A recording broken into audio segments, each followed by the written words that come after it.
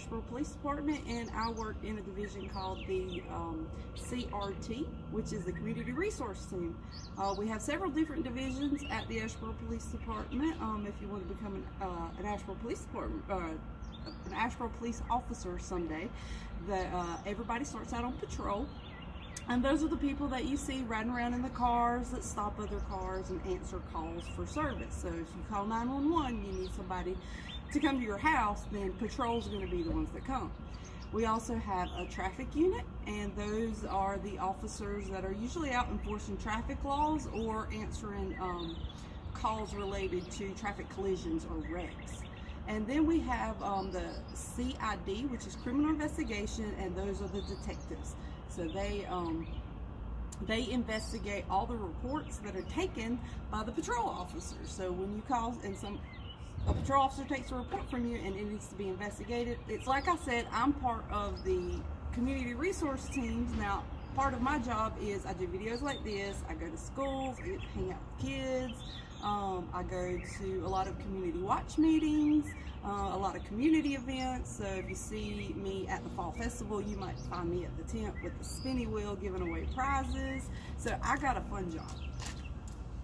And then we also have our vice and narcotics unit. And those are I guess what you call the undercover guys. They don't really look like cops, but they're part of their job is helping keep drugs off the street. And you have the special enforcement team, which is called SET. They work hand in hand with the vice team.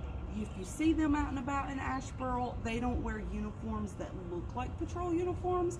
They have the black pants and the gray shirt, but they like to serve warrants and stuff. So they're more out there serving warrants, stopping cars, working with the vice unit on the drug problems. We have a DARE officer, so many of you in the 5th grade and 7th grade might get to meet our DARE officer, who is Officer Paul Manus. So he goes to every school in Asheboro and he teaches DARE. We have the SROs, and they're at the middle schools and the high schools, so they work with a lot of the students.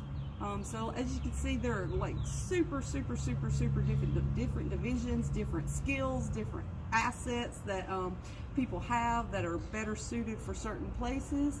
I wanted to tell you, like, a lot of kids want to know what all we carry on our uniform. So everything we wear, from the belt to the vest that's underneath here and the boots, weighs about 25 pounds.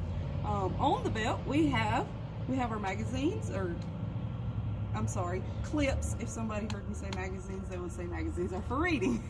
But we have our clips, and then we have our gun. And the most important thing about the gun is, if you find one, I never ever want you to touch it. I want you to go find a trusted adult and tell them all about it, tell them where it's at, and point it out so that they can handle it safely. Then we have handcuffs back here, and we have a glove pouch, and a lot of officers don't carry these, but I think these are really important because I like to keep my hands clean. We have our radio, and then this is our baton, so it comes out like a lightsaber.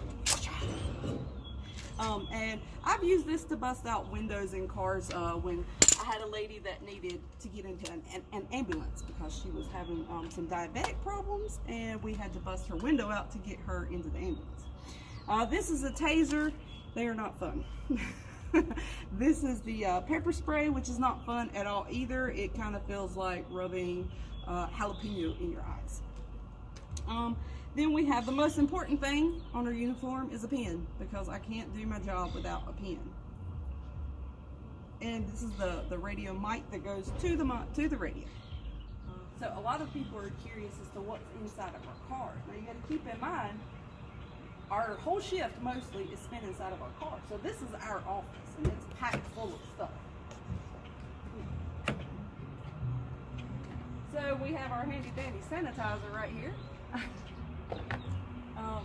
I'm gonna sit in here and okay. I'll point some things out. This little handle right here operates our spotlight, so that at nighttime we can aim our light anywhere we need it to go.